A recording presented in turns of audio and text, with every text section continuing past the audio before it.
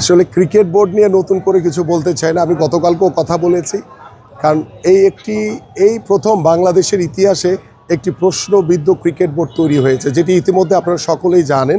সেই ক্রিকেট বোর্ডে আমাদের যে সাবেক যে অনভিজ্ঞ ক্রীড়া উপদেষ্টা, তিনি তার স্বেচ্ছাচারিতার মাধ্যমে এই ক্রিকেট বোর্ড তৈরি করে ক্রিকেট বোর্ডকে কলঙ্কিত করেছেন এবং আমার ক্রিকেটকে ক্ষতিগ্রস্ত করেছেন। এবং এইটার পিছনে যারাই জড়িত থাকুক না কেন, ভবিষ্যতে নির্বাচনের পরে আল্লাহ যদি আমাদেরকে কবুল করে, এগুলোর সুষ্ঠু তদন্তের মাধ্যমে আমরা তাদেরকে আইনের আওতায় এনে তাদেরকে অবশ্যই তাদের বিরুদ্ধে ব্যবস্থা নিতে হবে। কারণ কারো ব্যক্তিগত স্বার্থের জন্য আমার ক্রিকেট ক্ষতিগ্রস্ত হতে পারে না, আমার দেশ ক্ষতিগ্রস্ত হতে পারে না।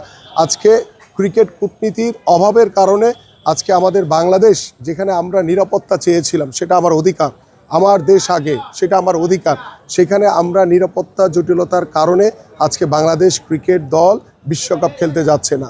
সো এটা আমরা যদি আরও সুদূর প্রসারী চিন্তা করতাম যে আমাদের ক্রিকেট বোর্ডের সাথে আইসিসি কিংবা ভারতীয় ক্রিকেট বোর্ডের সাথে একটি কূটনৈতিক পরিবেশের মাধ্যমে আমরা কিন্তু এই সমস্যাটি সমাধান করতে পারতাম। সেখানেও অনেক অনভিজ্ঞতার পরিচয় দিয়েছে আমাদের বর্তমান বাংলাদেশ ক্রিকেট বোর্ড।